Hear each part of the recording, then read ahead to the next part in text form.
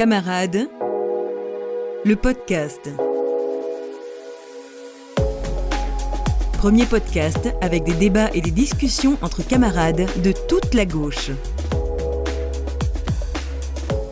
La camaraderie nous invite à discuter, à parler ensemble, dans la franchise et dans le respect. Bonne écoute.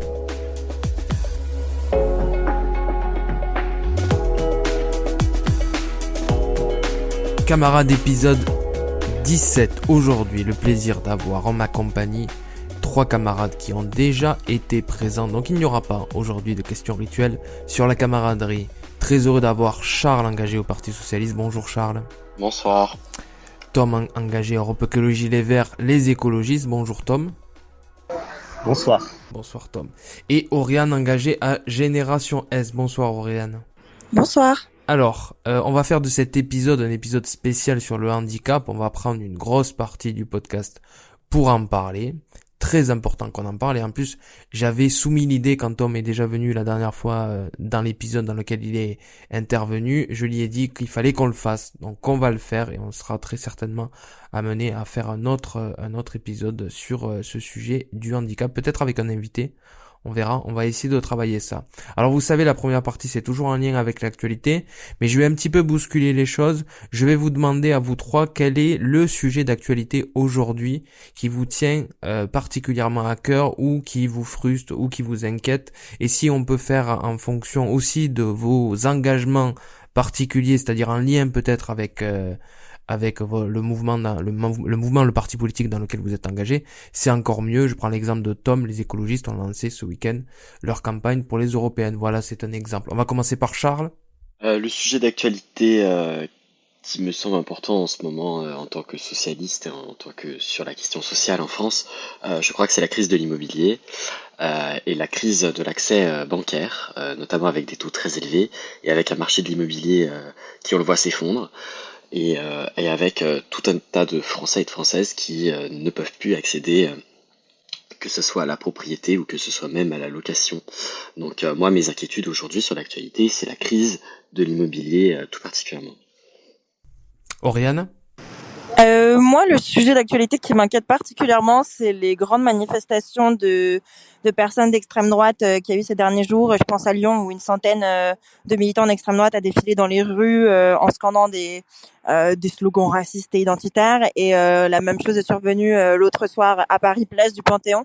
Et je trouve ça extrêmement inquiétant parce qu'on voit que toutes les digues sont tombées et qu'on n'a absolument aucune résistance au fait que des centaines de personnes d'extrême droite, de militants d'extrême droite aux slogans racistes défilent en toute tranquillité dans nos rues. C'est vraiment ça qui me marque. Merci Oriane. Tom, merci de revenir dans le podcast Camarades. Quel est pour toi ce sujet d'actualité, cette actualité qui te marque, qui t'interpelle ? J'aurais bien aimé parler du meeting des écologistes, mais je vais rejoindre Oriane, c'est la montée de l'extrême droite, c'est les digues qui tombent. Aujourd'hui, Éric Ciotti préfère condamner des jeunes qui défendent leur propre quartier plutôt que l'extrême droite violente qui vient pour assassiner. Moi, ce qui me choque, c'est place du Panthéon, des jeunes qui font des saluts nazis. Moi, ce qui me choque, c'est Ratonade à Lyon, à Strasbourg, à Paris. Moi, ce que j'ai peur, c'est qu'aujourd'hui, il y a une partie de la classe publique, politique et publique, une partie des médias qui a décidé, en fait, de choisir un camp, qui ont décidé plutôt de fascisme que de Front populaire. Et aujourd'hui, c'est ça qu'il faut combattre. Aujourd'hui, moi, je suis choqué que de nombreux responsables politiques décident de s'entre-déchirer à propos de la NUPES ou autre, alors que la vraie question, la vraie menace, c'est la chute de notre pays dans le fascisme. Avec des milices d'extrême droite qui vont pas hésiter vraiment à prendre les armes pour détruire tout ce qu'on a construit ensemble. Ça veut dire quoi selon vous ? C'est qu'on n'est pas en train de parler de ce qu'il faut parler ? Intervient qui veut. Alors pour moi justement, on ne parle plus du moment que les médias ou une partie de la classe politique a décidé d'abandonner le thème d'extrême droite et non d'ultra-droite. Le terme d'ultra-droite, c'est un terme qui a été créé pour les policiers, pour un type de délit très précis, alors que l'extrême droite, c'est une idéologie politique, c'est une histoire politique, c'est une histoire violente, c'est une histoire qui ne fait pas sans demi-mesure. Et justement, aujourd'hui, quand on décide de parler, enfin que énormément de politiques ont décidé de dire que regardez la Nupes lors de la niche de la LFI n'a pas de programme politique. Moi, ce que je dis, c'est que aujourd'hui, regardez-vous, c'est Gérald Darmanin qui commence un peu timidement à condamner, alors qu'il a lui-même écrit pour des journaux d'extrême droite et antisémites. C'est Éric Ciotti qui préfère la Nupes, qui préfère critiquer la Nupes que condamner l'extrême droite. C'est ça. Moi, je pense qu'il y a une digue qui est en train de s'effondrer, et c'est une digue, c'est pas quelque chose qu'on va pouvoir reconstruire. En fait, il y a un cordon sanitaire qui s'est créé autour de la gauche. C'était ce que la droite voulait depuis des années, et c'est quelque chose qui est très dangereux, parce que c'est quelque chose que les gens ne réalisent pas. La gauche qui défile dans la rue, c'est pour nos droits. L'extrême droite qui défile dans nos rues, c'est contre notre vie. Oui, c'est intéressant ce que tu dis, et on a aussi le sentiment, alors on en parle beaucoup dans le podcast Camarades, vous le savez, on parle beaucoup de la lutte contre l'extrême droite, c'est une de nos missions qu'on s'est données, qu'on s'est auto-confié, mais qui est nécessaire et qui est utile, et on parle beaucoup de la NUPES, et moi j'ai le sentiment, je veux bien l'avis d'Oriane sur ce sujet-là, j'ai le sentiment que pendant des semaines et des semaines, on a creusé la tombe de la NUPES, on a enterré la NUPES, on a refermé le trou. Bénéfice de l'opération, zéro. Zéro. On n'a pas contrecarré la droite, on n'a pas contrecarré l'extrême droite. Ça n'a servi, enfin c'est mon point de vue, strictement à rien, mais je veux bien votre avis. Je te rejoindrai en termes de point de vue. J'ai vraiment l'impression, et je pense que ce sera partagé, qu'on est vraiment la gauche la plus bête, mais la plus bête du monde. C'est pas qu'une expression, c'est vraiment réel. J'ai vraiment le sentiment que en 2017, on s'est tapé un état de sidération totale parce qu'on n'avait pas vu venir que les socialistes, qui étaient majoritaires, qui avaient beaucoup de députés, se sont pris une claque parce que voilà, le parti d'Emmanuel Macron a tout raflé à ce moment-là, et on a été en état de sidération. Et j'avais espoir qu'en 2022, on réussisse, à reconstruire quelque chose, à se ressaisir, à être en posture de travail pour essayer de convaincre les personnes, être en campagne, en fait, finalement, parce que la campagne, c'est quelque chose sur le temps long pour pouvoir gagner en 2027. Et là, on se perd dans des querelles, dans des batailles, sur Twitter essentiellement, mais à base de petites phrases, de qui aura le bon verbe pour pouvoir tacler l'autre, mais qui franchement ne servent personne. Et en attendant, c'est du temps qu'on perd aussi. C'est du temps qu'on perd, alors que en face, on a une extrême droite, des extrêmes droites même, qui sont ultra préparés, qui ont des campagnes, qui gèrent parfaitement bien leur communication, tout est maîtrisé, ils sont très professionnels. D'ailleurs, dans l'opinion publique, ça marche très très bien. La dichotomie entre groupuscule ultra-violent et extrême droite de pouvoir, c'est totalement bien opéré dans l'esprit des gens. Les personnes ne voient pas forcément à quel point Marine Le Pen ou Bardella et compagnie sont dangereux. Par contre, ils voient très bien en quoi la NUPES est pas préparée à gouverner, etc., etc. Et c'est ça qu'on est censé contrecarrer. On est censé travailler là. On est 2027, c'est demain en fait. C'est dans longtemps, mais c'est demain. Entre-temps, il y a les municipales. Entre-temps, il y a les européennes. Et on a l'air immature, je trouve, collectivement. Donc j'espère, et je sais qu'il y a des personnes qui travaillent dans les différents partis de la gauche, de la NUPES. Il y a beaucoup de personnes qui travaillent aussi à ça, et je les remercie. Mais va falloir que cette partie de la gauche qui travaille à reconstruire quelque chose de commun, dans lequel on n'est pas tout le temps en train de se taper dessus, mais qui soit vraiment comment on gagne en 2027. C'est ça qu'on doit avoir en ligne de mire. C'est sur ça qu'on doit travailler. J'ai pas l'impression que ce soit la majorité pour le moment qui travaille là-dessus, alors que ça doit être vraiment le point sur lequel on converge tous, parce qu'on n'a pas le choix. En 2027, on doit gagner, et on n'a pas le choix de gagner en fait. Charles, Oriane parlait de convergence, très intéressant, et il y a des sujets, il y a des thématiques, il y a des solutions sur lesquelles on doit véritablement se retrouver. Je sais que ce week-end tu as défendu devant une assemblée de jeunes au niveau du Parti Socialiste le pass ferroviaire, 40 €, c'est ça? En fait, juste pour faire le lien entre ce qui vient d'être dit et ce que Bien sûr. tu me dis sur ce fameux pass ferroviaire, et j'ai pas défendu que ça, et j'ai notamment aussi défendu la mise en conformité et de l'accessibilité pour toutes les personnes handicapées dans toutes les gares de l'Union européenne, et j'ai bien dit toutes les gares de l'Union européenne, et oui, on est capable de le faire. On en parlera tout à l'heure. Oui, pour faire un lien avec notre sujet du jour, mais en fait, le vrai problème, au-delà de ces histoires, d'alliance, de ces histoires de tambouille interne qui n'intéressent personne, tout le monde s'en fout sur le terrain. Le vrai problème aujourd'hui, c'est que la gauche, elle n'a pas de solution. Elle n'a pas de solution, elle n'a pas de vrai leader, elle n'a plus de processus du moins je parle pour ma famille, il n'y a pas eu de processus démocratique, il n'y a pas eu de primaire ouverte. La seule primaire ouverte qu'il y a eu, ça a été via la société civile, lors de la dernière présidentielle. Le problème aussi, c'est qu'on est déjà en train de faire la course aux petits chevaux à la prochaine élection présidentielle, alors que les Français sur le terrain, comme je disais en introduction, ils nous parlent de quoi? Ils nous parlent du logement qui flambe, ils nous parlent des factures d'électricité qui sont insoutenables, ils nous parlent pour les agriculteurs d'un modèle qui ne fonctionne pas, parce qu'on a beau dire les agricultures bio et défendre les petites fermes dites à taille humaine à gauche, la réalité c'est que la PAC et les financements de l'Union européenne, ça sert uniquement pour vraiment les grands propriétaires terriens et pas pour les petites coopératives agricoles. Donc c'est tout ça le problème. Et aujourd'hui, ces problèmes-là, ces problèmes de terrain, ces problèmes réels, de la vie concrète des gens, ils sont pas incarnés. Moi j'entends des débats parfois lunaires, j'entends des théories philosophiques, j'entends même des gens se réapproprier des luttes, essayer de se réapproprier des termes et des luttes de siècles qui n'ont rien à voir avec notre époque. Aujourd'hui, aujourd'hui, le compte n'y est pas, et voilà. Donc oui, quand tu disais parler du train et du coût des transports, oui, moi je pense que déjà commencer par la vie quotidienne des gens, c'est important. Et puis 2027 et ce qui se passera après, on le verra.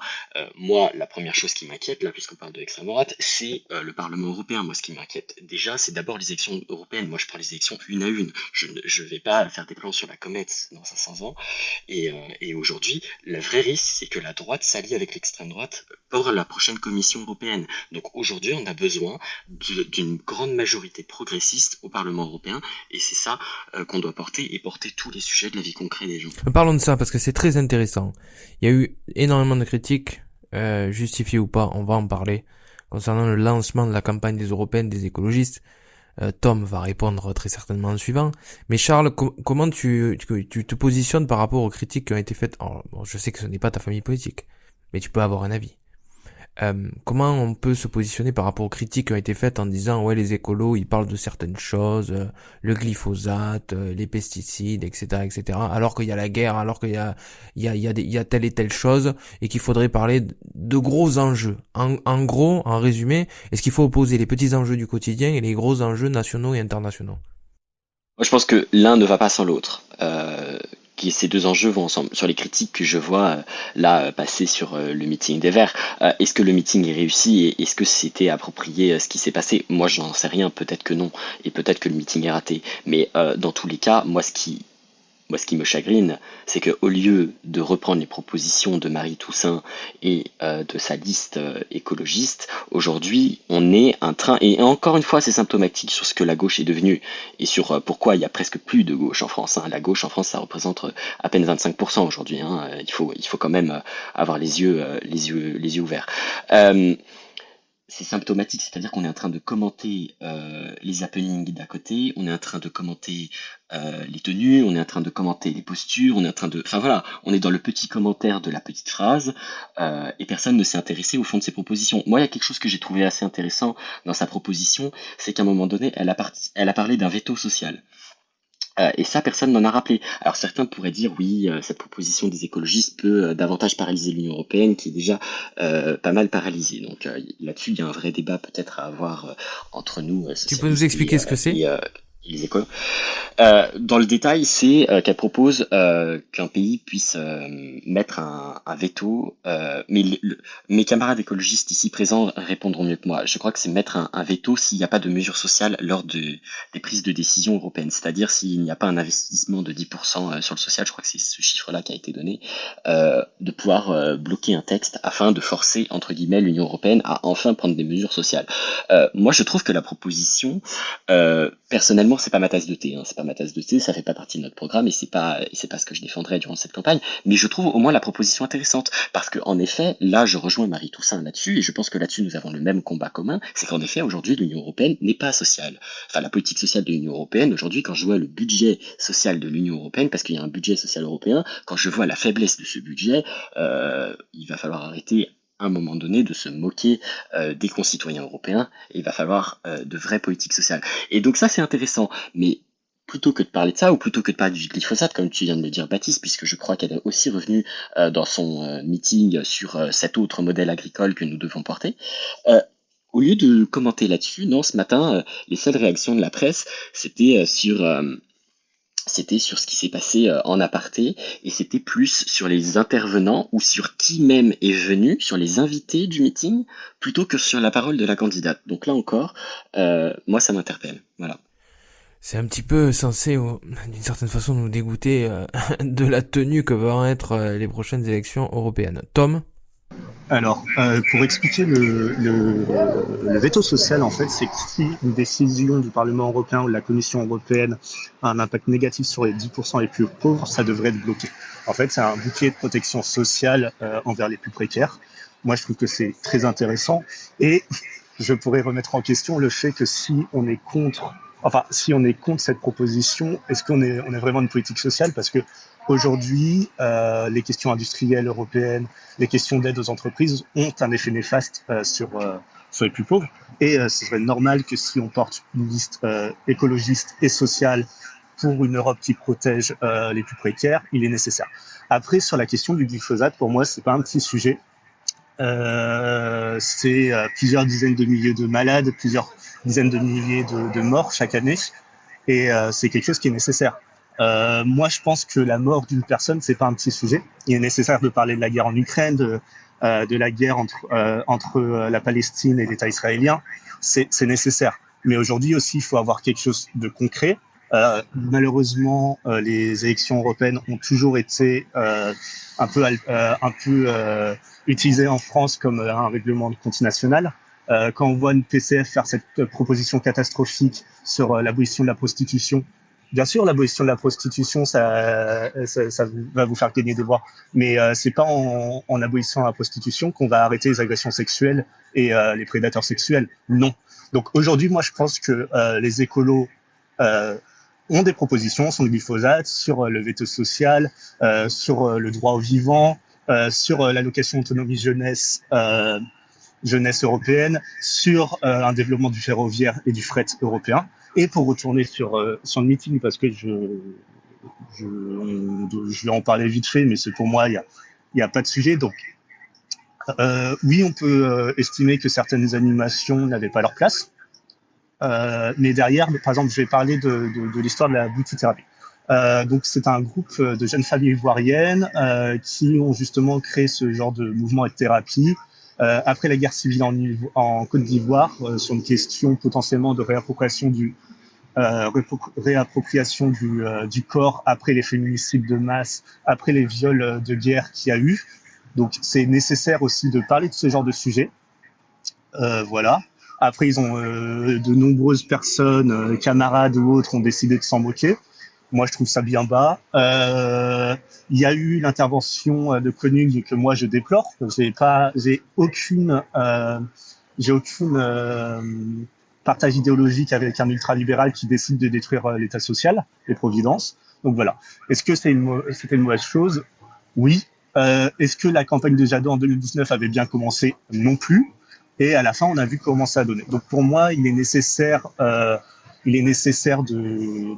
continuer la campagne sur les notions de paix, de justice sociale et environnementale, et de laisser dehors ça. Si on s'enferme dans les types polémiques, on n'en est pas sorti, parce que on sait très bien que les écologistes sont friands des polémiques, ils sont très forts à en faire aussi. Et pour moi, en fait, il va falloir défendre justement ce qu'on propose, avec une Europe sociale, de la paix, de la justice climatique, économique et environnementale, avec une Europe jeune.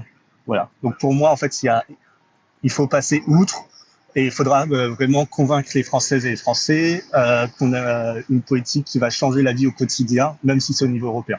Et moi, je refuse qu'on tombe dans les critiques entre camarades. J'ai personnellement décidé que pendant la campagne des européennes, je vais critiquer aucune liste de gauche, parce que ouvertement, parce que pour moi, c'est quelque chose qu'il faut pas faire. Aujourd'hui, on a l'extrême droite à 28%. Demain, qu'est-ce qu'on aura? L'extrême droite à 40%. Si on commence à se critiquer, voilà. Donc pour moi, il y a une petite polémique, mais qu'est-ce qu'on en a à faire au fond? C'est pas ça qui va donner à manger aux Français à la fin du mois. Oui, bon, tout le monde sait que les écologistes sont pas mon mouvement politique. Il n'en reste pas moins que ce que tu parles du meeting, ce qu'on a parlé avec Charles. les critiques qui ont pu être faites et mises. C'est pas venant de la droite, hein. C'est pas l'extrême droite qui a pris du temps sur son agenda politique et de communication pour critiquer le meeting. Bardella, il avance, hein. Bardella, il avance. Donc c'est sûr que si c'est les camarades de gauche qui perdent du temps, qui perdent de l'énergie, alors qu'ils peuvent considérer que pour des ambitions ou des stratégies politiques, il faut qu'ils le fassent, un tweet pour taper sur votre meeting politique, c'est un tweet en moins contre l'extrême droite. Je suis désolé de le dire comme ça. En tout cas, c'est comme ça que je le ressens. Et c'est vrai que c'est très inquiétant. Je vais laisser la parole à Oriane pour clôturer ce sujet d'actualité. C'est très inquiétant et je pense que ça nous inquiète beaucoup de jeunes à gauche concernant les élections européennes. Parce que l'argument qui était de dire on va tous partir séparés, en disant de toute façon on va se retrouver au Parlement européen pour voter les textes ensemble, ou en tout cas pour faire front commun, c'est dangereux. C'est dangereux pour une raison simple, c'est que si pendant la période de la campagne électorale, on n'a pas des thèmes en commun, on n'a pas des méthodes en commun, on n'a pas des façons de faire sur lesquelles on se rejoint, si on n'a pas un totem, je vais l'appeler comme ça, un totem, une mesure phare qui est inscrite dans tous les programmes, eh bien moi j'ai très peur pour la crédibilité de la gauche. Oriane ? Sur ce meeting, est-ce que c'était un bon meeting de lancement de campagne? Est-ce que c'était un mauvais? Est-ce que c'était une bonne idée ou pas? Moi, j'y étais pas. Donc c'est pas forcément à moi de donner une opinion, un avis sur est-ce que c'était une bonne chose à faire. Et je pense que d'ailleurs l'histoire électorale entre guillemets nous le dira. Enfin, c'est entre l'image qui peut être donnée là aujourd'hui du meeting et les résultats qui seront ceux de la liste de Marie Toussaint en juin. On verra. Ça se trouve le score sera plus élevé que celui des dernières européennes. Peut-être pas. Il y a plusieurs éléments à prendre en compte. Et d'ailleurs, je pense pas non plus qu'un meeting ce soit surtout un meeting de lancement de campagne. Je pense pas que ce soit l'événement qui détermine le score final d'une liste. Maintenant, je pense qu'il faut effectivement qu'on ait en tête que sur ce point aussi, la gauche est bête, est certainement la plus bête du monde, et que peut-être que les Verts réussiront à faire un meilleur score qu'en 2019. Peut-être que les socialistes feront un meilleur score que ce qu'ils ont fait. Peut-être que les insoumis, s'il y a une liste insoumise, sera meilleure qu'auparavant. En attendant, je pense que dans tous les cas, toute la gauche se fera largement dépasser par la liste d'extrême droite. Et c'est ça en fait qui est grave, c'est-à-dire qu'on peut se battre à se dire moi je veux être la première liste de gauche. Nous avec les jeunes générations, c'est vrai qu'on avait beaucoup travaillé sur le programme commun des jeunes de la NUPES, parce qu'on était pour une liste d'union face à la menace de l'extrême droite et aussi à la Macronie qui aux dernières européennes avait fait quand même de bons scores derrière certes le Rassemblement national, mais enfin des bons scores, des très très bons scores quand même. Donc on peut se dire ouais moi je ferai 8%, toi t'en feras 4, super. Moi mon objectif c'est pas que un parti de gauche fasse une liste qui fasse 10% et que l'autre en fasse 4, c'est qu'on réussisse enfin à faire plus que l'extrême droite, parce que comme l'avait très bien rappelé Charles, il y a des vrais enjeux au niveau européen. On a plein de pays européens qui ont sombré dans le fascisme, des pays qui avaient été habitués à ça, je pense à l'Italie. Est-ce qu'on a vraiment envie de faire le petit jeu de laver notre linge sale sur la place publique de Twitter? Je pense que les temps méritent un peu plus que ces débats qui sont vraiment d'un niveau assez terrible. Merci Oriane. Bon, ouvrons notre chapitre sur le sujet du jour. Le handicap. Et c'est pas pour rien qu'on parle de handicap non plus, parce qu'on enregistre, vous le savez, le dimanche. Et aujourd'hui, c'est la journée internationale du handicap, si je ne dis pas de bêtises. Bon, c'est vraiment un sujet dont à mon sens, on ne parle pas assez. Donc, il faut qu'on en parle. Il faut qu'on en parle à tous les niveaux. Il faut qu'on en parle dans toutes les possibilités d'action. Il faut qu'on en parle dans toutes les strates des territoires. Il faut qu'on considère que le handicap, on est tous touchés, tous dans les familles, qu'il y a du handicap visible et du handicap invisible, et que quand quelqu'un a laissé passer, je vais l'appeler comme ça, c'est pas très beau, mais une carte de personne en situation de handicap, et qu'elle va au supermarché, et que la personne sort de sa voiture et qu'elle est de façon apparente mobile, et qu'elle est critiquée par une partie des gens qui sont sur place, ça n'est pas acceptable. Donc ça, c'est une question de mentalité, de sensibilité. Aujourd'hui, 3 décembre, journée internationale des personnes handicapées, je suis désolé, la journée est en train de se terminer, on n'en a pas parlé. Il y a le Téléthon dans quelques jours, mais on n'en a pas parlé. Donc moi je veux bien qu'on parle de certains sujets en s'indignant, en disant c'est scandaleux ce qui se passe, etc., etc. Mais on a des journées mondiales. On a des moments où il faut qu'on se retrouve et qu'on puisse parler de ça. Bon, on va commencer ce sujet-là par Charles, qui va grossir le trait au niveau européen et qui va nous dire concrètement l'ambition, qu'est-ce qu'il faut faire au niveau européen pour que ça se fluidifie dans tous les pays de l'Europe. En étant ambitieux au niveau européen, on est sûr et certain que ça puisse se propager sur un très grand nombre de pays. Charles? Alors, puisque tu me poses une question très concrète, je vais déjà commencer par te répondre à ta question. Moi, il y a quelque chose sur lequel je milite depuis très longtemps et qui va même au-delà du handicap, c'est la carte unique. Je pense qu'il faudrait qu'on passe à des cartes uniques. Parle bien dans ton micro, Charles. Aujourd'hui, du coup, dans l'Union européenne, on a quand même deux cartes. On a quand même la carte de stationnement et la carte européenne handicapée. Moi, je ne comprends pas toujours qu'on n'ait toujours pas une carte unique. Idem sur beaucoup de choses. Je crois que il serait temps de passer à des cartes uniques et à faire aussi qu'on puisse avoir des documents d'identité européens un petit peu plus performants et qui puissent faire plusieurs choses. Sur l'Europe, moi je pense que ce qui est important, ce serait déjà avant tout de remettre des moyens au niveau local.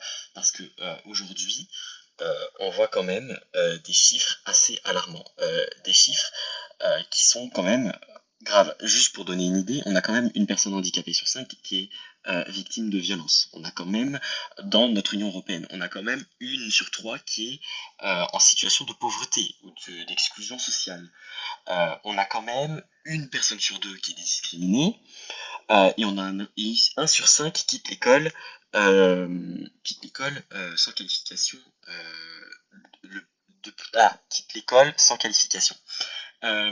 Donc c'est 1 sur 5 qui n'a pas d'emploi. Je rappelle ce chiffre. Et en plus, ça touche plus les femmes que les hommes. Comme d'habitude, le chômage touche souvent davantage les femmes. Aujourd'hui, c'est un vrai problème. C'est un vrai problème. Et moi, j'ai envie de pousser un coup de gueule. Au-delà de l'Europe, désolé, je vais aller plus sur le terrain national. J'ai envie de pousser un coup de gueule parce que la France, elle s'est engagée à avoir les Jeux paralympiques de 2024. C'était un engagement fort quand même. Je ne sais pas si vous vous souvenez, mais quand on avait eu l'attribution des Jeux olympiques et paralympiques, tout le monde dans les médias disait que c'était un engagement fort de la France envers les personnes handicapées. Et quel est le bilan aujourd'hui? Quel est le bilan Quel est le vrai bilan de l'accessibilité en Europe aujourd'hui? Quelle est l'accessibilité à Paris, en France? Très peu. Moi, ça m'indigne de voir encore beaucoup de gares, que ce soit des RER, des métros, des Transiliens, que ce soit des TGV, encore beaucoup de gares qui ne sont pas accessibles aux personnes handicapées. De voir que le gouvernement d'Emmanuel Macron, quand il a été élu en 2017, l'une des premières mesures qu'ils ont prises, ça a été de changer les normes des bâtiments à la construction, puisque les nouveaux bâtiments avaient des normes assez importantes pour l'accessibilité handicapée, et Emmanuel Macron est revenu en arrière là-dessus. Je dis pas ça pour pointer du doigt Emmanuel Macron pour le plaisir de le pointer du doigt. J'ai autre chose à faire de ma vie, je vous le rassure. Je ne vis pas dans une détestation maladive du gouvernement. Mais tout ce que je vois, c'est qu'aujourd'hui, les faits ne sont pas là. Et aujourd'hui, quand on voit ce qui se passe, c'est inquiétant. Quand je vous ai dit les chiffres, 1 personne sur 5, c'était ça, oui, 1 personne sur 5 qui est victime de violence. Il y a aussi cette question-là qu'on oublie. Parce que souvent, quand on parle de la politique des handicapés, on va parler de politique sociale, on va parler de politique d'accès à l'emploi, ou on va parler, comme je viens de le faire à l'instant, de politique d'aménagement urbain, d'aménagement des bâtiments, etc. Mais quand est-ce qu'on va parler de la sécurité aussi? Ce sujet si tabou de nos jours à gauche, comme si il ne fallait pas en parler, moi je trouve ça honteux, mais vraiment honteux. Enfin, je reste poli. Je trouve ça honteux de voir qu'on a encore des personnes handicapées qui sont victimes de violences, que ce soit physique ou verbale d'ailleurs. Et la handiphobie, c'est une réalité. Et aujourd'hui, on ne lutte pas assez contre cela. Voilà, je m'arrête là, sinon je vais être trop long. Merci Charles, je te redonnerai la parole dans quelques instants bien sûr. Tom, pourquoi cet engagement dans ta vie? Alors, moi, d'où je parle, je trouve que c'est toujours intéressant de savoir d'où on parle. Donc, moi, je suis un militant anti-validiste, je suis autiste, je suis multi-handicapé, j'ai des problèmes neurologiques, moteurs. et je suis neveu d'une femme qui est décédée suite à des violences envers les femmes handies. Donc moi, c'est ma construction politique, c'est ma construction en tant qu'être humain. J'ai toujours été un élève handicapé, je serai toujours un travailleur handicapé, et justement, c'est un sujet dont on ne parle pas. Qu'est-ce que c'est le validisme? Le validisme, c'est la discrimination de façon systémique envers les personnes handies, de la part de l'État, de la part des entreprises, de la part de toute personne. Donc en France, en fait, le truc, c'est aujourd'hui, moi, je milite au sein des partis, je milite au sein des organisations. Mes camarades qui me connaissent savent à quel point je peux pousser des gueulantes et passer dans des tunnels où je peux en parler pendant des heures. Donc aujourd'hui, qu'est-ce que c'est? La France, c'est quoi sur le handicap? La France, c'est une population, à peu près 13% de la population qui est handicapée. C'est la dernière grande loi sur le handicap dite de l'accessibilité universelle, c'est de 2005. Elle est toujours pas mise en place.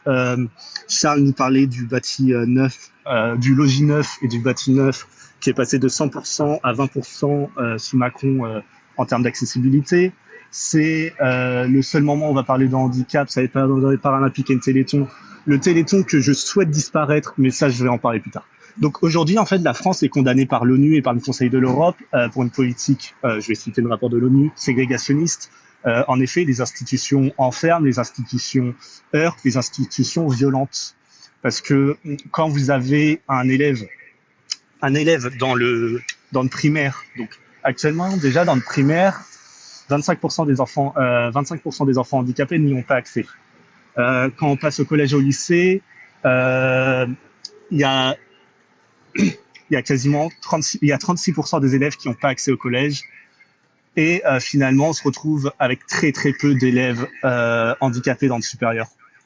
C'est une violence. Moi, j'ai grandi, j'avais des camarades handis, je ne sais pas ce qu'ils sont devenus, ils ont été enfermés dans des institutions. C'est les institutions médico-éducatives, c'est les institutions socio-médicaux. C'est aujourd'hui, on vous enferme dans un bâtiment avec les autres enfants handicapés et on vous interdit d'avoir une scolarité normale. Une scolarité normale, ça vous permet d'avoir un diplôme et un travail. Donc aujourd'hui, on vous enferme dans des institutions et le jour de vos 18 ans, on vous dit bon bah qu'est-ce que tu peux faire? Ah, tu peux aller en ESAT, établissement spécialisé d'aide par le travail. Les ESAT sont une hérésie. Je vois des gens de gauche, j'ai vraiment, quand je parle des ESAT, j'ai envie de tout brûler parce que les ESAT, c'est quoi? C'est en dehors du code du travail, c'est le code de la sécurité sociale, c'est 50% du SMIC, donc 43% qui est payé par l'État. Donc une entreprise aujourd'hui peut vous exploiter en vous payant 70 € par mois. Vous n'avez pas la protection, vous n'avez pas la sécurité au travail, vous n'êtes pas dépendant de l'inspection du travail, vous n'avez pas le droit de congé, vous n'avez pas le droit au syndicat, vous n'avez pas le droit de grève. Et aujourd'hui, la gauche, elle défend ça. Moi, je vais vous parler d'une histoire personnelle. Donc ma tante, assez lourdement handicapée, était dans un ESAT de ses 18 ans jusqu'à sa mort. On lui faisait compter des boulons. Voilà, il n'y a pas d'autre utilité que faire compter des boulons. Toute sa vie, on a dit à mes grands-parents et à ma mère, vous inquiétez pas, ça va lui permettre d'accéder au travail dit normal. Voilà. La sortie en ESAT vers le travail dit normal, c'est moins de 1%. En fait, aujourd'hui, vous avez des institutions qui font la politique publique du handicap, qui justement profitent, exploitent les personnes handicapées. Ces personnes handicapées ne sont pas des travailleurs parce qu'elles ne sont pas sous le code du travail, ce sont des usagers, on leur rend un service. Donc ma tante, dans ces institutions, a été violentée physiquement, sexuellement, comme l'a dit bien Charles, et je pense qu'Oriane va en reparler plus tard. C'est une violence. Mais regardez, tout le monde est content. Oh, regardez ces pauvres handicapés, ils peuvent travailler enfin. Mais allez, je me permets d'être un peu violent, mais allez vous faire foutre. Parce que aujourd'hui, non, une personne handicapée, c'est une personne humaine, vous n'allez pas lui bafouer ses droits. Donc, ma tante, quand elle a eu des violences sexuelles et physiques, qu'est-ce qui s'est passé? Ah, elle est tombée enceinte. Ah, mais techniquement, c'était qui avait le tutorat? C'était son patron, donc ils l'ont fait avorter de force. Ah, mais qu'est-ce qui s'est passé au bout de la 3e fois? C'est l'État qui a décidé de stériliser, parce qu'en France, on peut stériliser les personnes handies. Imaginez, n'importe quel reste de la population peut se faire stériliser par son entreprise. C'est une violence. Aujourd'hui, la politique française est violente. Il n'y a pas de politique publique. La gauche est honteuse, la droite est honteuse. Et pour retourner sur le Téléthon, donc moi, je suis pour qu'on utilise la méthode britannique. Dans les années 70, lors du Téléthon britannique, il y avait un collectif de personnes handicapées qui avait décidé d'aller bloquer, qui avait mis le feu potentiellement à quelques portes du bâtiment, et ils avaient nommé ça le jour où on a pissé sur la pitié. En fait, le seul moment où on va parler de handicap, c'est le Téléthon. C'est une messe au misérabilisme, à la charité chrétienne, que je rejette, que je débecte. En fait, c'est regardez, il y a des pauvres petits enfants handicapés, regardez, ils peuvent rien faire de leur vie. Mais en fait, si on les interdit d'aller dans les milieux scolaires dits normaux, bien sûr qu'ils vont rien pouvoir faire de leur vie parce que vous les enfermez dans des institutions justement qui sont créées pour ça. La recherche, pour moi, c'est une recherche qui devrait être publique. Aujourd'hui, on donne de l'argent au privé pour faire des recherches et il y a absolument aucun résultat. Donc voilà, pour moi, aujourd'hui, c'est juste révoltant. Je sais pas, j'ai l'impression d'être seul avec certains collectifs. J'ai pensé aux Dévalideuses que je salue et que je remercie énormément pour toutes leurs actions. Le blocage de la station Invalides à Paris, la manifestation contre les Paralympiques, c'est quelque chose d'important. En fait, aujourd'hui, on a besoin de recréer vraiment un collectif anti-validiste. On a une histoire longue et profonde. Dans les années 70, il y avait une collectif des handicapés méchants qui avait bloqué aussi. Voilà. Et pour moi, en fait, maintenant, il faudrait des actions directes pour dénoncer ça. Parce que on va pas pouvoir accepter que le logement, que l'éducation, que le travail n'est pas accessible. Aujourd'hui, les entreprises se goinfrent sur les personnes handicapées. Quand vous pouvez vous faire des profits sur des personnes que vous payez que 70 € par mois, tout en ayant la même production, bah, excusez-moi, mais pour moi, ces institutions doivent fermer et devraient avoir honte. Ces personnes devraient être condamnées. C'est pas quelque chose qu'on accepterait pour des travailleurs dits normaux. C'est pas quelque chose que je vais devoir accepter pour les Adèle Fandi. Merci Tom. À ton avis, c'est une question que je me pose là spontanément, instantanément. Comment des auditeurs du podcast Camarades peuvent réagir de suite instinctivement à ce que tu as dit, à ton avis? Alors, s'ils sont pas révoltés, c'est pas mes camarades déjà. Parce qu'en fait, on n'aura pas la libération, on n'aura pas une société progressiste s'il n'y a pas la libération des personnes racisées, des femmes et des personnes handies et de toute personne discriminée. En fait, aujourd'hui, écoutez les voix handies. Il y a un très bon podcast de France Culture qui s'appelle LSD, qui avait fait sur la hiérarchie des villes où justement il y avait eu de nombreuses figures féministes du handicap. Je pense à Charlotte Puzeux, je pense à Odile Morin et à plein d'autres personnes qui en avaient parlé. Il y a des bouquins qui s'appellent, de Charlotte Puzeux par exemple, de Chair et de Fer. Il y a le bouquin qui s'appelle Handicap à vendre, qui parle de l'exploitation des personnes handies dans le monde du travail. Donc aujourd'hui, écoutez, relayez, apprenez et révoltez-vous avec nous parce que c'est quelque chose qui est nécessaire. C'est 13% de la population et c'est des milliers de vies détruites chaque jour, chaque mois par l'exploitation, par un système capitaliste prédatorial. Merci. Donc c'est toutes les familles qui sont touchées. 13% de la population. Alors moi d'ailleurs j'aimerais qu'on arrête en fait pour moi les proches sont pas à plaindre. En fait ceux à plaindre c'est les personnes handies. Et quand je dis plaindre, c'est pas vous tomber dans le misérabilisme. En fait pour moi il faut arrêter de dire il y a certaines personnes qui vont considérer les personnes handies les aidants. C'est faux, il faut pas.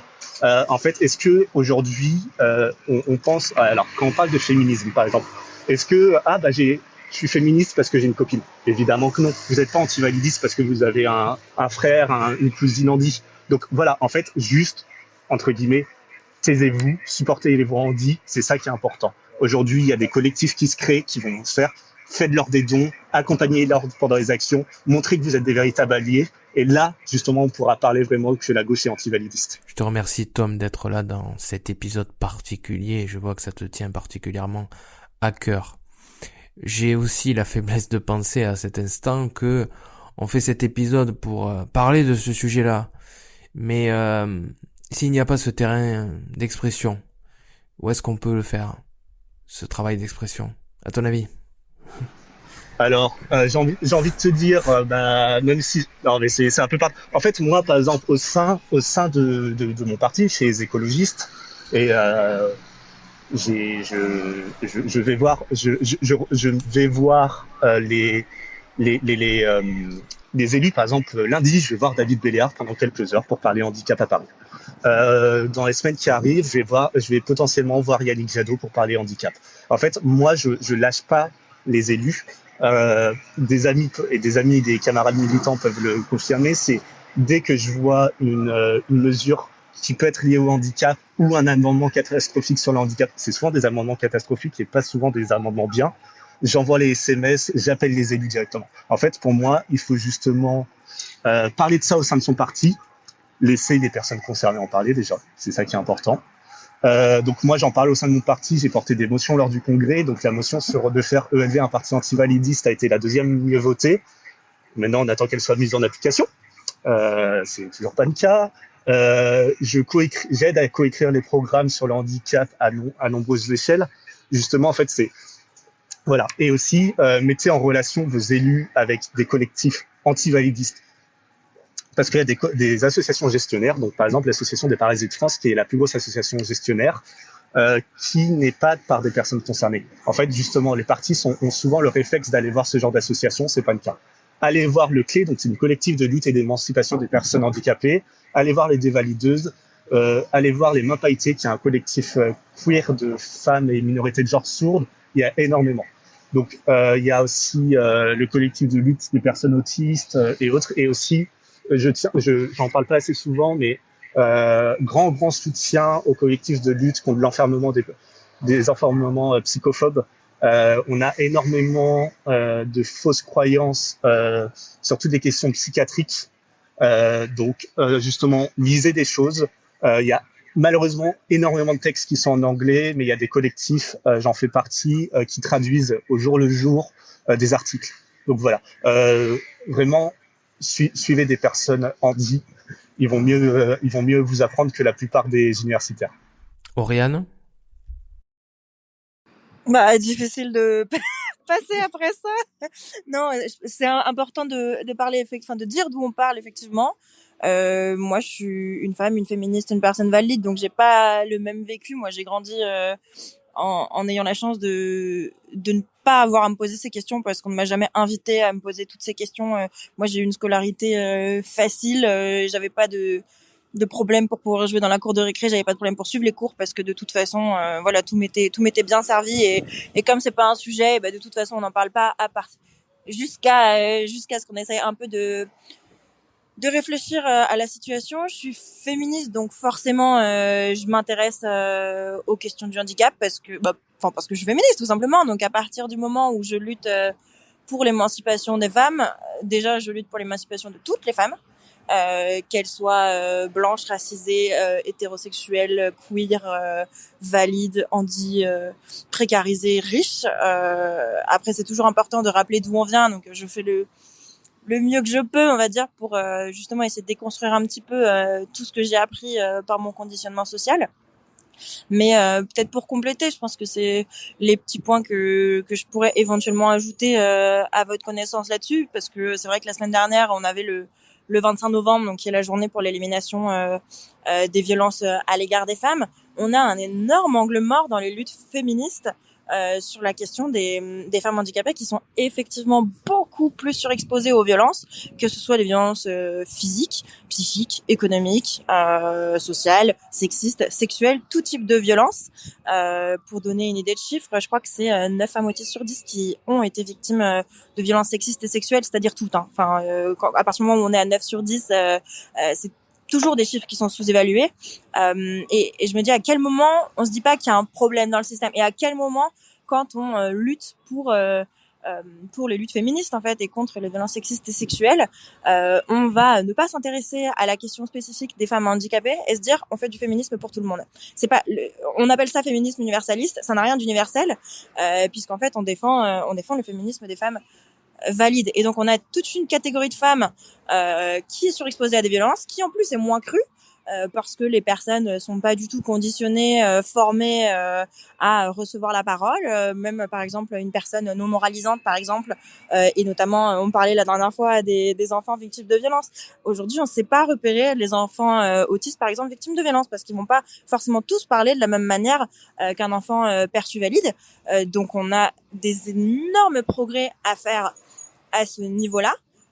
Et puis sur la question des institutions, le système institutionnel qui est effectivement condamné par les organisations internationales et déjà, à quelle heure c'est normal de ne pas respecter à ce point-là les recommandations des organisations internationales. On accepte des choses sur le handicap qu'on n'accepterait jamais sur d'autres questions. Et dans ces institutions, en fait, on apprend aux personnes, et notamment aux femmes, que leur corps leur appartient pas. C'est-à-dire que tous les jours, ça va être une personne différente qui va arriver pour faire la toilette, changer les vêtements de la personne. Et du coup, la personne, elle enregistre qu'un adulte, une personne, peut venir faire ce qu'elle veut de son corps. Donc, on crée un terrain fertile à la violence avec un système de silenciation. Et puis de toute façon, la personne ne sera pas crue, pour autant qu'elle réussisse d'ailleurs à accéder au commissariat, puisque pour ça, il faut avoir peut-être des transports qui permettent d'accéder au lieu. Non mais et potentiellement avoir une personne pour pouvoir interpréter si jamais on peut pas parler de manière oralisante. Enfin, c'est vraiment un délire et on fabrique tout un système de prédation et de violence. D'ailleurs, les prédateurs le savent très bien et vont très très facilement s'insérer dans ce genre d'institution. Et après, on va larmicher, on va pleurer en mode oh là là, mon Dieu, c'est triste, les pauvres femmes handicapées. Et derrière, on fait rien, on crée un système qui violente plus facilement les femmes. Et en plus, double peine, une fois que les femmes auront été victimes de violences, puisque c'est ce qu'on incite et c'est ce qu'on fabrique, elles vont évidemment développer des troubles du stress post-traumatique, qui n'en auraient pas après des agressions, qui va en plus créer une invalidité. Donc on crée de la violence et on crée de l'invalidité, et le système s'en fiche complètement parce que le système n'en a rien à faire des personnes handicapées. Et moi j'aurais juste 2 choses à dire, je pense, pour conclure. C'est puisque il me semble que c'est un podcast qui s'appelle Camarades et qu'on est entre camarades, on est d'accord qu'ici tout le monde est contre l'exploitation des travailleurs, tout le monde est contre la réduction d'une personne à un statut inhumain, tout le monde est contre les injustices. Alors pourquoi c'est quelque chose qu'on cautionne et qu'on accepte avec misérabilisme en plus pour une catégorie de population, remplacer dans tous les trucs qui sont faits sur le handicap le mot handicapé par femme ou par personne racisée, vous serez choqués à vie. Donc pourquoi on l'accepte? Et le deuxième point, c'est, Tom disait, suivez des personnes militantes. On dit suivez Tom, suivez Tom sur Twitter parce que il retweet des choses intéressantes et il publie des choses intéressantes sur le sujet. Donc ça commence par là. Et lisez le livre de Charlotte Puiseux qui est très intéressant. Voilà. Merci Oriane. Tu es dans un mouvement qui s'appelle le mouvement Génération S et qui a un député de Dordogne, Sébastien Pétavy, j'espère que je prononce bien, qui a été absent. C'est bien ça. Voilà, qui a été absent pendant de nombreux mois pour des raisons de santé et qui a siégé il y a pratiquement 1 an puisque c'était début 2023. Est-ce que pour toi, c'est un symbole, c'est un représentant d'une certaine cause ou c'est juste je sais pas comment l'exprimer avec des mots qui tapent juste. Est-ce que c'est pas, déjà il est temps, premièrement, et deuxièmement, est-ce que c'est pas enfin une façon que l'Assemblée nationale soit justement bien représentative de ce qu'est le peuple français? Alors, je pense pas que l'Assemblée nationale devienne représentative parce qu'on a un député en fauteuil roulant qui siège parmi les 577 députés. Ce qui a été intéressant et choquant, entre guillemets, enfin pas entre guillemets, tout simplement d'ailleurs, c'est que l'Assemblée nationale a enfin du coup entrepris des travaux d'accessibilité puisque l'hémicycle, par exemple, ne prévoyait absolument pas de place pour un fauteuil. Alors maintenant, c'est le cas, hein, un fauteuil peut s'installer. Si à la prochaine législative, on a une deuxième personne en fauteuil roulant, bah du coup on aura un problème, il faudra refaire des travaux puisque ça n'est pas encore adapté. Maintenant, dans les pratiques globales de l'Assemblée nationale et même des personnes, il reste encore beaucoup de problèmes. Il y a quand même des espaces entiers avec des graviers. De toute façon, Sébastien Pétavy ne peut pas passer parce que le terrain n'est pas accessible. Pour toi, ça a rien changé? Ça a rien changé en termes d'image, ça a rien changé? Il y a des choses qui ont été faites. Donc l'hémicycle a été mis en accessibilité. Il y a un certain nombre d'ascenseurs spécifiques pour les fauteuils. Il y a des rampes qui ont été mises, mais ça reste des rampes en bois qui ont été foutues parce que le bâtiment en fait est pas fait pour ça. Et d'ailleurs, enfin ce bâtiment de toute façon renvoie à une montagne de codes bourgeois, masculin, blanc et validé. Enfin, c'est toute une structure de pouvoir qu'une seule personne malheureusement ne réussira absolument pas à changer. Maintenant, je pense aussi que ce qui est important, c'est aussi les lignes politiques. C'est-à-dire, il y a ce qu'une personne va représenter par sa simple présence, et il y a les lignes politiques qui vont être défendues. Moi, j'attends que l'ensemble des personnes qui sont à l'Assemblée nationale, qu'elles soient en fauteuil ou non, se saisissent de la question et portent cette ligne politique. Et elles sont capables de le faire, en réalité, si elles apprennent à écouter les collectifs concernés tout simplement. Et un autre point sur l'élection effectivement de Sébastien à l'Assemblée nationale. Un point assez emblématique, tu demandais est-ce que c'est un symbole. Moi, je suis choquée par le nombre de personnes, mais même que je connais de mon entourage, qui m'ont dit oh là là, mais vraiment, mais quelle leçon de vie, mais quelle force, il a réussi à devenir député alors qu'il est un fauteuil roulant. Mais écoutez-vous, putain, écoutez-vous, parce que jamais vous direz ça d'une autre situation. Imaginez juste mais quel courage, elle a réussi à être députée alors que c'est une femme. Mais jamais on dirait ça. Enfin, c'est risible, c'est à mourir de charité. Enfin, c'est vraiment dégoûtant. Et c'est pas une blague. J'ai vraiment entendu plusieurs fois ce discours. Donc, arrêtez d'être ému. Arrêtez d'être choqué de voir que des personnes qui effectivement peut-être à mobilité réduite ou en tout cas ayant un handicap invisible arrivent à faire les mêmes choses que vous. Enfin, posez-vous la question pourquoi ça me marque et pourquoi je ressens une émotion particulière à voir ça, parce que ça n'a pas lieu d'être. Mais j'ai quand même envie de l'inviter. Je vais contacter son équipe, un collaborateur parlementaire, et puis je vais l'inviter dans le podcast Camarade quand même. Tu vois. Très bonne idée. Ouais, je vais le faire dès demain. Je laisse la parole à Tom quelques instants, et puis après ça sera Charles en suivant. Pour parler de la représentation des personnes handies en politique, ce qui est assez important, je vais un peu embêter Oriane, mais c'est pas parce que Seb est handicapé qu'il a une très bonne politique sur le handicap. On en a déjà discuté, j'en ai déjà discuté avec ses collabs. Sébastien vient des associations gestionnaires. Il a voté pour des choses qui renforcent les ESAT et les institutions. Bon, dommageable. Après, il reste sympathique. J'adore Seb, mais voilà. En fait, sur la représentation des personnes handies, il y a énormément de listes, souvent au niveau local, qui vont justement sur leurs photos. Regardez, on a une personne en fauteuil roulant, on va rendre la ville accessible. C'est faux. Souvent, ces personnes, justement, c'est des tokens. Et voilà. Moi, je pense à Lydie Raher, qui est élue à Ivry-sur-Seine, qui est objectivement la meilleure, vraiment. Suivez-la sur Twitter, etc. Elle fait partie du collectif des valideuses. Et justement, elle a vu le validisme en jeu. C'est le truc, c'est qu'aujourd'hui, quand elle a invité à des événements, le bâtiment n'est pas accessible, donc on la laisse dehors. La scène n'est pas accessible, donc on la laisse en bas. Et ça arrive à Sébastien Paitavier aussi, de nombreuses fois. Et la violence pour une personne handi, PMR, de se faire soulever, etc., déjà, c'est dangereux. Si la personne a la maladie des os de verre, c'est très dangereux. Puis bon, voilà. Et en fait, il y a toute la question aussi de la représentation de la personne politique. Donc, c'est souvent un homme blanc, valide, cinquantenaire, etc. C'est que, en fait, il y a beaucoup de personnes qui voient le handicap visible comme un signe de faiblesse. Il y a beaucoup de personnes, j'ai des personnes de l'ELV, par exemple, qui sont posent la question, mais est-ce que il sera, en parlant de Sébastien Paitavier, est-ce qu'il sera capable de faire tout son mandat? Est-ce que vous vous demandez ça? Capable? Qu'est-ce que ça veut dire, capable? Est-ce qu'il va pas avoir trop de problèmes de santé, puis ça doit être fatigant, etc. Voilà. Et le truc d'ailleurs sur la question de la fatigue, c'est que aujourd'hui les partis politiques ne prennent pas du tout en question le handicap et même les institutions politiques. Je pense à Odile Morin, donc qui est élue citoyenne à Toulouse, donc avec un handicap assez lourd, qui a pas le droit de prestation de compensation de son handicap.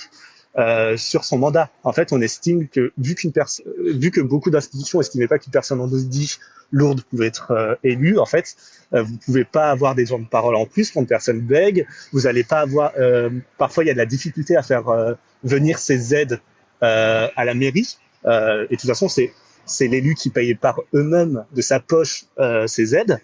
Il y a des problématiques d'accessibilité, donc des hémicycles, etc. Et même la question de la fatigue. Donc moi, par exemple, avec mes problèmes neurologiques, faut imaginer que, pour faire simple, chacune de mes actions est 2 fois plus fatigante. Quand la politique, déjà, c'est fatigant, je pense que vous connaissez tous ces longues réunions. Moi, la dernière fois, j'ai été responsable de la commission handicap de l'ELV. L'AG a duré 9 heures. Comment je suis censé rester pendant 9 heures alors que chaque fois que je fais quelque chose, je suis 2 fois plus fatigué de la personne. En fait, il y a une violence des partis politiques qui ne prennent pas en considération le handicap. Aussi, le truc, c'est que il existe donc des quotas de parité, etc. Et je me rappelle très très bien, on discutait pour une élection chez ELV. Il faudrait une représentation handi. La personne qui a été prise pour la représentation handi, c'est parce que sa femme est handicapée. Voilà. En fait, il y a beaucoup de gens qui vivent à travers des proches handi, arrêtez, c'est ultra violent. Moi, par exemple, je suis mon propre humain. Si ma copine demain dit ah mais regardez, je connais très bien le handicap parce que mon copain il est autiste, ou on dit ah putain, je pense qu'on rentre très rapidement.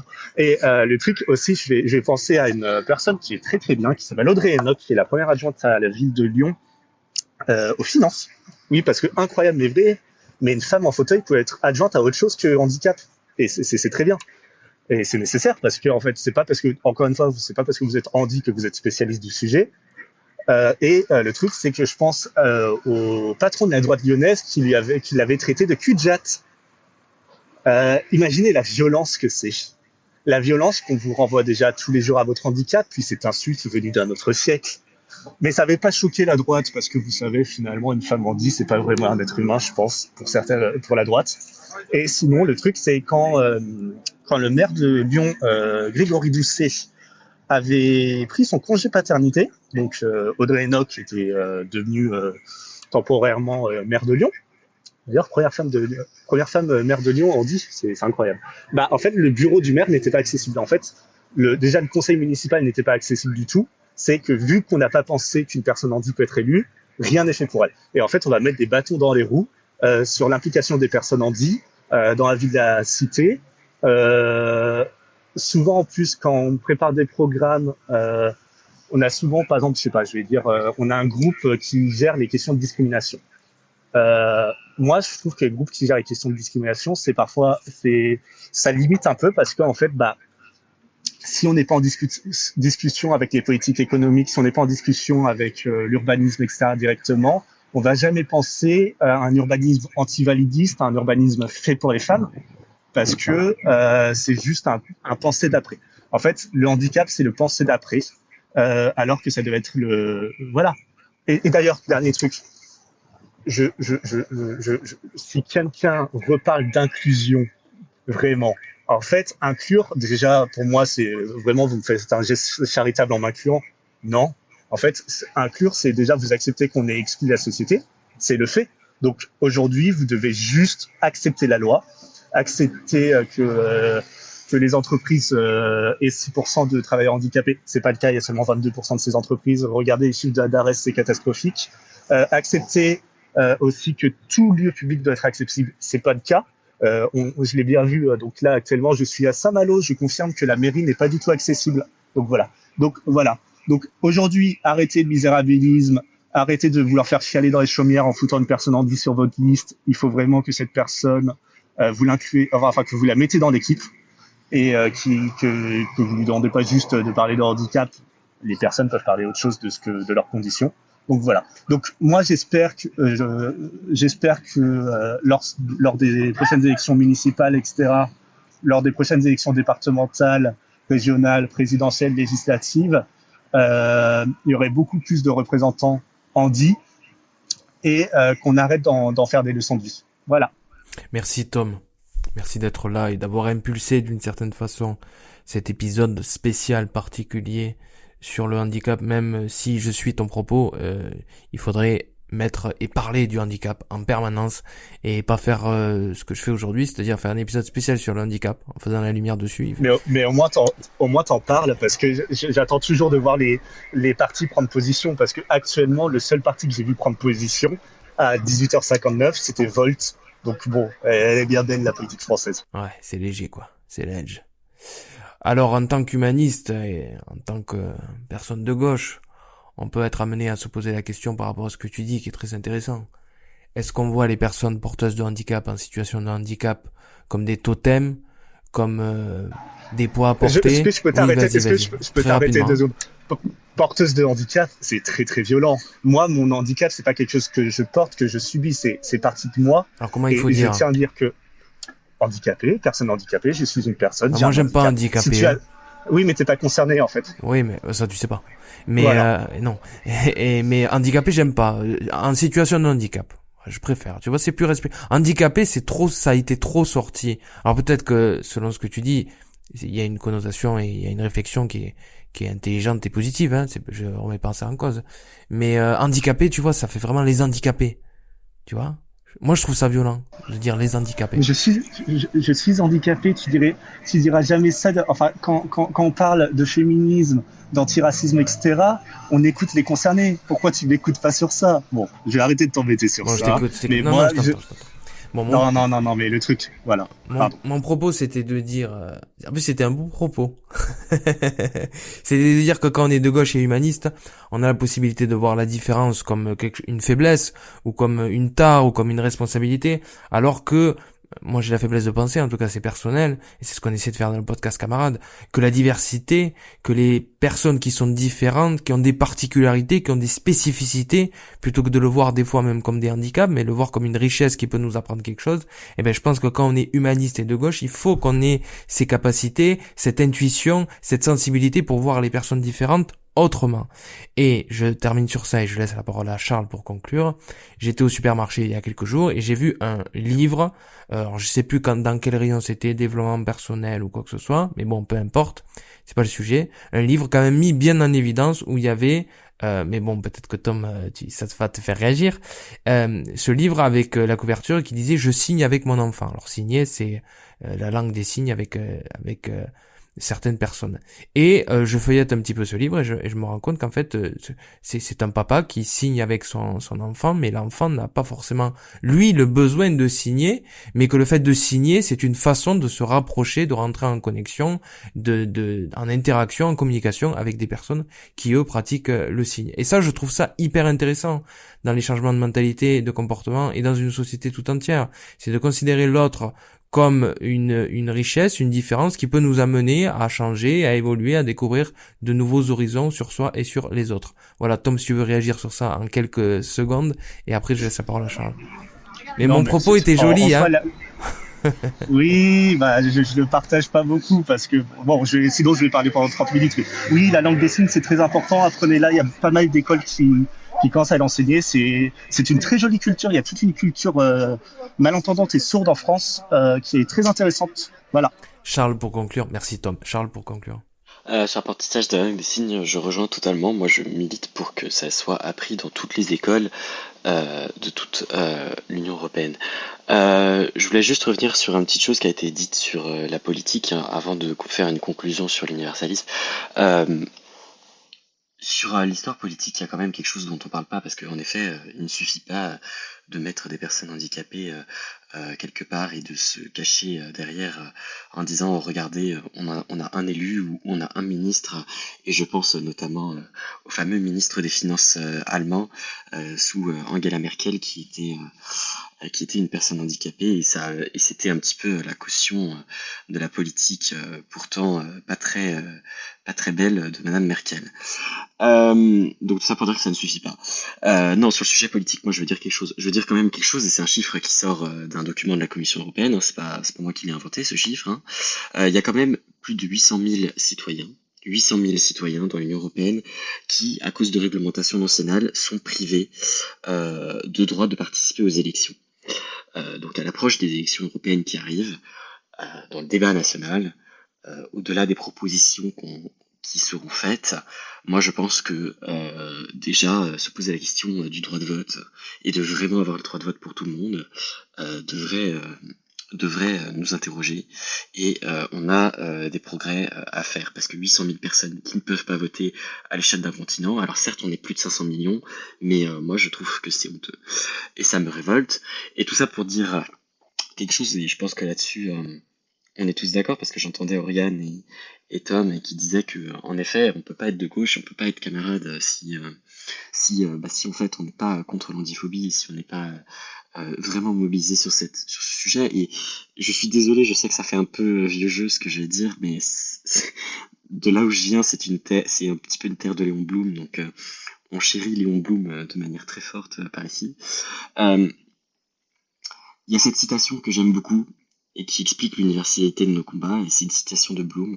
C'est « De quoi est né le socialisme ?» dit Léon Blum, et il répond « De la révolte de tous ces sentiments blessés par la vie, méconnus par la société, le socialisme est né de la conscience de l'égalité humaine. » Et en fait, quand je dis ça, je parle du socialisme en tant qu'idée, évidemment, je ne suis pas là pour faire des histoires de parti.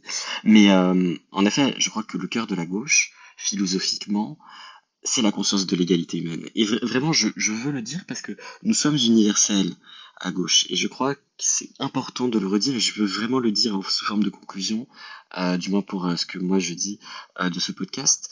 C'est nous sommes la gauche universaliste. C'est-à-dire que c'est pour ça que nous menons le combat contre l'antiphobie. C'est parce que nous n'accepterons jamais de différencier les citoyens entre eux. C'est-à-dire que qu'ils soient femmes, qu'ils soient handicapés, qu'ils soient de couleur, qu'ils soient de telle religion, qu'ils soient ceci, cela. Nous sommes une gauche universaliste, nous sommes pour l'humanisme. Tous les êtres humains sont égaux. Et c'est ça le cœur de l'engagement de la gauche. Ça a commencé sous la Révolution française, ça a peut-être même commencé avant.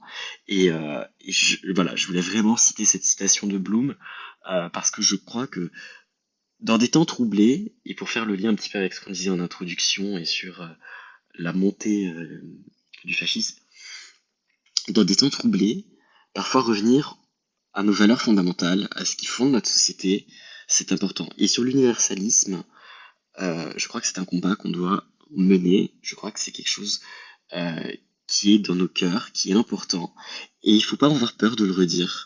Moi, j'ai pas peur de le redire. Je sais que ça sonne vieux jeu. Je vous ai cité Bloom. Je sais que certains diront, oh là là, Bloom, c'est vieux jeu. Tu peux pas avoir des citations plus modernes. Pourquoi tu cites pas un rappeur des temps modernes? Non. Moi, je préfère dans des temps troublés parfois avoir un cap philosophique, avoir des grands maîtres à penser. Et là-dessus, je partage les mots de Bloom et je dirais, juste pour finir, que quand on est de gauche, on est aussi toujours du côté des oppressés. On est toujours aussi du côté des gens qui sont dominés. Et aujourd'hui, force est de constater dans les faits que les personnes handicapées n'ont pas encore accès à l'égalité, l'égalité avec un E majuscule, dans ce pays. Donc voilà, dans ce pays en Europe. Et aujourd'hui, j'ai envie de dire, menons ce combat. Et puisque les élections européennes arrivent, essayons aussi de parler de ceci, de l'universalité de l'homme et de quel type de société on veut être. Parce que je crois que c'est au cœur de ce qui fait notre identité de militant de la gauche et aussi de l'écologie pour mes camarades ici qui sont écolos. Merci Charles d'avoir participé à ce 17e épisode du podcast Camarades, toujours dans la franchise et dans le respect. Oriane, le mot de la fin? Le mot de la fin. Carrément. Moi, je conclurais, puisqu'on parlait d'universalisme, moi, je pense que plutôt que l'universalisme, va falloir vraiment prendre au sérieux la question de l'intersectionnalité parce que c'est une question de rigueur sociologique déjà, de rigueur politique, et qu'en fait, il faut avoir en tête que l'universalisme, c'est peut-être quelque chose sur lequel on peut tendre, effectivement, le fait que, en gros, les droits qu'on met en place soient effectivement universels, que tout ce qu'on prône soit accessible à tout le monde de manière universelle. Ça, oui, il faut être universaliste dans ce sens-là. Mais par contre, dans l'approche politique qu'on doit avoir, il faut vraiment être intersectionnel parce que l'approche universaliste politique qu'on a aujourd'hui de tout, en fait, ça n'a rien d'universel parce que on va défendre la perspective, les droits, la manière de vivre d'une catégorie bien précise de personnes. Ça va être les femmes blanches dans le cadre du féminisme, ça va être plus généralement en fait tout simplement les hommes hétérosexuels, blancs, valides. Et en fait, il faut vraiment avoir en tête que tout le monde a des droits dans cette société.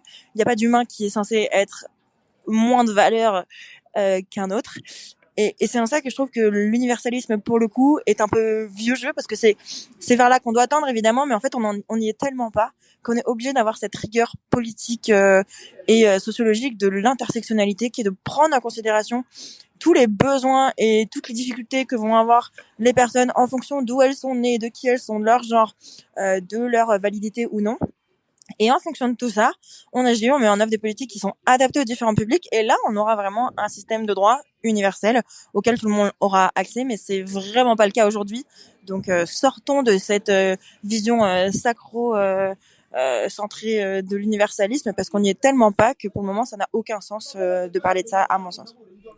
Merci Oriane d'avoir été présente. Tom, je vais pas dire le mot de la fin ni conclusion, parce que ça fait comme si on fermait chose. Mais voilà, est-ce que tu veux rajouter un dernier mot Moi, je trouve, en fait, si je peux me permettre, je trouve quand même ton approche, je me permets, assez sincère. Alors certains pourront dire que c'est clivant, c'est tranchant, c'est cash, mais je pense qu'on a besoin de ça à gauche, tu vois, de se dire les choses en utilisant les justes mots et les bons mots. En fait, merci déjà. En fait, le truc, c'est que de toute façon, comment m'a fait sentir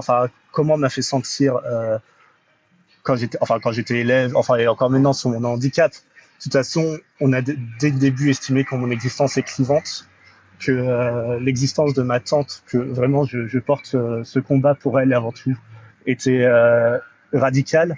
En fait, le truc, c'est qu'aujourd'hui, je pense qu'il faut que j'ai pas peur de cliver, parce que au plus profond de moi, je sais que j'ai raison. C'est pour ça que je défends les choses que je défends.